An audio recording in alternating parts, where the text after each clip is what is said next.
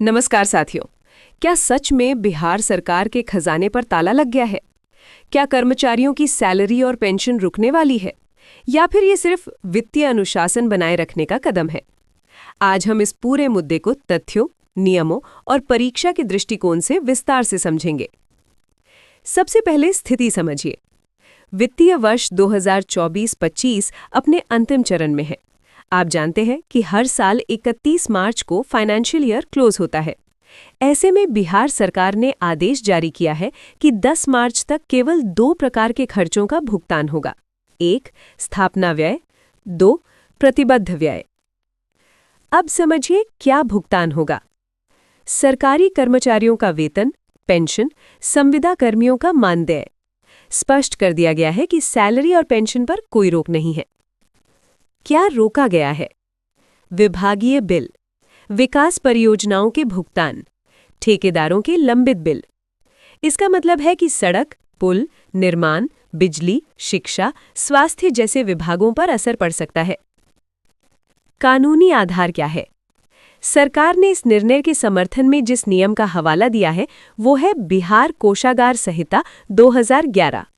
ये संहिता तय करती है कि सरकारी धन की निकासी कैसे और किन नियमों के तहत होगी।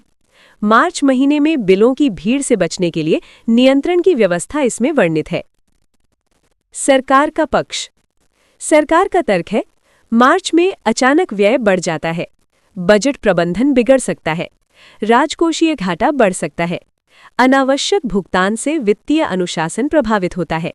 इसलिए ये कदम फिस्कल प्रूडेंस यानी वित्तीय संयम का हिस्सा बताया जा रहा है। विपक्ष का तर्क। अब दूसरा पक्ष।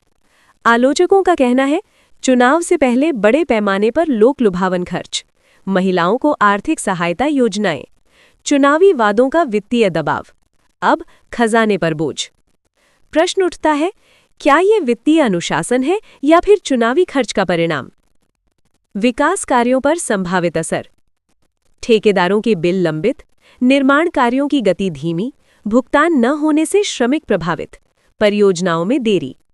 होली का त्योहार भी निकट है, ऐसे में भुगतान न होने से आर्थिक गतिविधि प्रभावित हो सकती है।